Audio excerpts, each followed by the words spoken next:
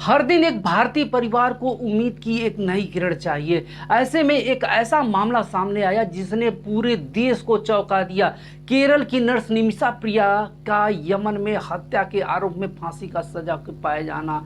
8 वर्षों से सना की जेल में बंद निमिषा पर अपने ही यमनी बिजनेस पार्टनर की हत्या का आरोप है। किन परिस्थितियों में यह घटना हुई और 16 जुलाई 2025 को उनके लिए फांसी की तारीख तय की गई थी। यह मामला सिर्फ एक महिला की दास्तान का नहीं बल्कि इंसाफ, कूटनीतिक और मानवीय संवेदना की परीक्षा भी है। जहां एक और निमिषा की बेगुनाही के लिए उनके परिवार और सामाजिक संगठन आवाज उठा रहे हैं, वहीं दूसरी ओर सरकारी प्रयासों व धार्मिक नेताओं की पहल ने इसमें एक नया मोड़ ला दिया है। क्या कानून, मानविकता और दोनों देशों की कूटनीति एक साथ आकर किसी की जिंदगी बचा सकते हैं? यही सबसे बड़ा सवाल बना हुआ है। निमिषा प्रिया केस आज भारत और यमन के रिश्तों और इंसाफ की उम्मीद और महिला सशक्तिकरण के जद्दोजहद का प्रतीक बना हुआ है।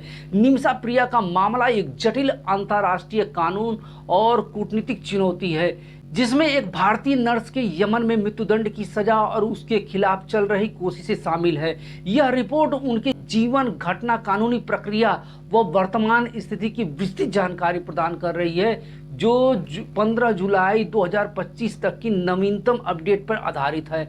निमिषा प्रिया का जन्म 1 जनवरी 1989 को कोलेकोंडे पक्कड़ केरल में हुआ था। निमिषा प्रिया का जन्म 1 जनवरी 1989 को कोलेकोंडे पक्कड़ केरल में हुआ था। एक स्थानीय चर्च की वित्तीय सहायता से उन्होंने नर्सिंग की पढ़ाई पूरी की, लेकिन स्कूल छोड़ने के कारण वह परीक्षा को पास नहीं कर पाती हैं और केरल में वह नर्स के रूप में काम नहीं कर पाती हैं। 2008 में मात्र 19 साल की उम्र में उन्होंने यमन के सना में एक सरकारी अस्पताल में नर्स के रूप में काम करने के लिए भारत को छोड़ दिया। 2011 में निमिषा प्रिया शादी के लिए वापस आई और उन्होंने कोच्चि के रहने वाले टॉमी थॉमस से शादी कर ली। दोनों यमन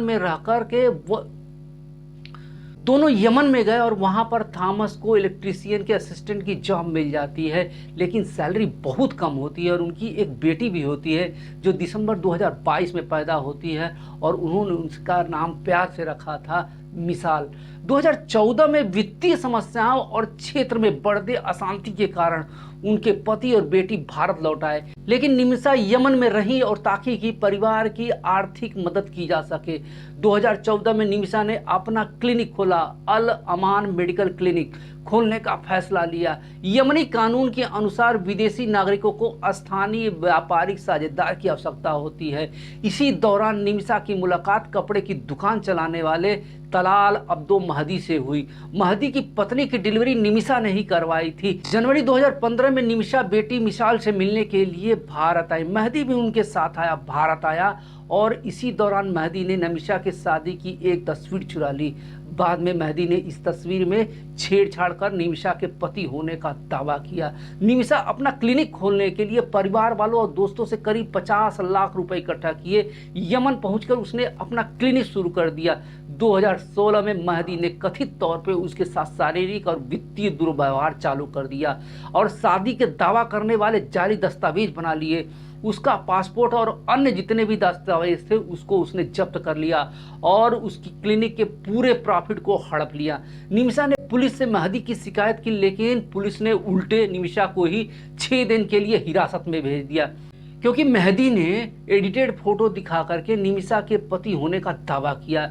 जुलाई 2017 में निमिषा ने अपना पासपोर्ट वापस पाने के लिए महदी को केटामाइन नामक दवा से बेहोश करने की कोशिश की, लेकिन दवा की अधिक मात्रा से उसकी मृत्यु हो गई। एक अन्य नर्स हनान ने उसकी मदद की। उन्होंने शव को काट करके एक पानी की टंकी में फेंक दिया और भागने की कोशिश करते समय उन्होंने यमन और सऊदी अरब की सीमा के पास से उनको गिरफ्तार कर लिया गया।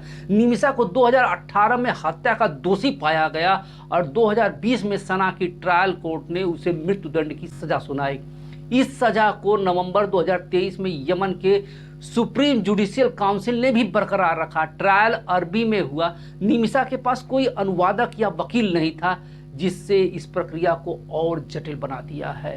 उन्होंने यमन के राष्ट्रपति रसद से माफ़ी की अपील की, लेकिन यह अपील ठुकरा दी गई और फांसी की तारीख को 16 जुलाई 2025 को निर्धारित कर दी गई, लेकिन 15 जुलाई 2025 को इसको स्थगित कर दिया गया।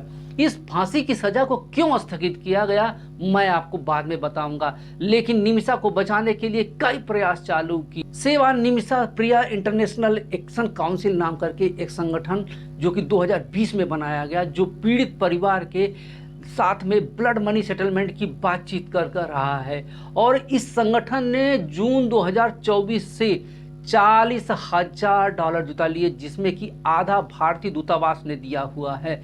सना को स्थानांतरित कर दिया गया है। निमिषा की मां प्रेमा कुमारी अप्रैल 2024 से सना में है और अपनी बेटी को बचाने का प्रयास कर रही हैं। भारतीय सरकार इस मामले में सक्रिय है, लेकिन सना को नियंत्रण करने वाले हुती प्रशासन के साथ में औपचारिक कूटनीतिक संबंधों की कमी के कारण ये बहुत बड़ी चुनौतियां आ रही हैं। 15 जुलाई 2025 को यह घोषणा की गई कि निमिषा की फांसी को स्थगित कर दिया गया। यह स्थगन पीड़ित परिवार से जुड़े एक प्रभावशाली शेख के हस्तक्षेप व ब्लड मनी सेटलमेंट की बातचीत के कारण हुआ। हुती प्रशासन के सुप्रीम पॉलिटिकल काउंसिल के अध्यक्ष महदी अल मसाद के कार्यालय से यह निर्णय की पुष्टि हुई। रहीम के ट्रस्ट ने पीड़ित परिवार को 11 करोड़ रुपए देने का पेशकश की और अन्य दानदाताओं जैसे MA यूसुफ अली और बोमुन चेमुन नूर ने 1-1 करोड़ रुपए देने की बात कही। पीड़ित के भाई अब्देल फतेह महदी ने हाल में ही बातचीत में हिस्सा लिया, जो कि एक सकारात्मक संदेश है, लेकिन महदी के भाई के ऊपर हुती विद्रोहियों और यमनी समाज का जबरदस्त दबाव है, क्योंकि जब यह घटना सामने आई तो पूरा यमन समाज गुस्से में हो गया। इसलिए उसके भाई का ब्लड मनी ले पाना बहुत मुश्किल दिख रहा है। लेकिन भारत के ग्रैंड मुफ्ती और सुन्नी नेता कथरम AP अबूकर मुसलियार इस मामले में मध्यस्थता कर रहे हैं, जिसके कारण निमिषा की फांसी को अभी तक टाल दिया गया है और निमिषा की मां सना में है। पीड़ित के परिवार से मिलकर माफी मांगने और ब्लड मनी स्वीकार करने का अनुरोध कर रही है। भारत में सुप्रीम कोर्ट इस मामले को सुनने के लिए सहमति दिया हुआ है। 14 जुलाई 2025 को सुनवाई हुई। सरकार ने कहा कि वह हर संभव प्रयास कर रही है, लेकिन यमन की स्थिति को देखते हुए ज़्यादा कुछ नहीं कर सकती है। अगली सुनवाई 18 जुलाई 2025 को निर्धारित है। वकील सुभाष चंद्रन KR, जो कि सेवा निमिषा प्रिया इंटरनेशनल एक्शन काउंसिल के प्रतिनिधित्व कर रहे हैं, उन्होंने कहा कि तत्काल प्राथमिकता से फांसी को स्थगित करना और बातचीत के लिए समय बनाना है। यमन में चल रहे गृहयुद्ध और हुती प्रशासन के नियंत्रण के कारण भारत की सरकार के लिए कूटनीतिक हस्तक्षेप करवाना बहुत ही मुश्किल दिख रहा है। इसके बावजूद ब्लड मनी सेटलमेंट की संभावना की आशा की किरण और पीड़ित परिवार की सहमति पर निर्भर करता है। निमिषा प्रिया का मामला एक संवेदनशील, एक जटिल अंतर्राष्ट्रीय मुद्दा है, जिसमें कि मानवीय, कानूनी और कूटनीतिक पहलू शामिल है। फांसी के स्थगन की उसकी रिहाई की संभावना बड़ी है, लेकिन ब्लड मनी सेटलमेंट पर पीड़ित परिवार की सहमति और हुती प्रशासन के संबंधों की कमी के कारण अभी भी चुनौतियां बनी हुई हैं। अगर आपको मेरा विश्लेषण पसंद आया हो तो कृपया मेरे चैनल को लाइक सब्सक्राइब कर दीजिए, ताकि आपकी मित्रता और मेरी मित्रता बनी रहे और ऐसे ही देश हित के मसलों को हम लोग उठाते रहेंगे। धन्यवाद।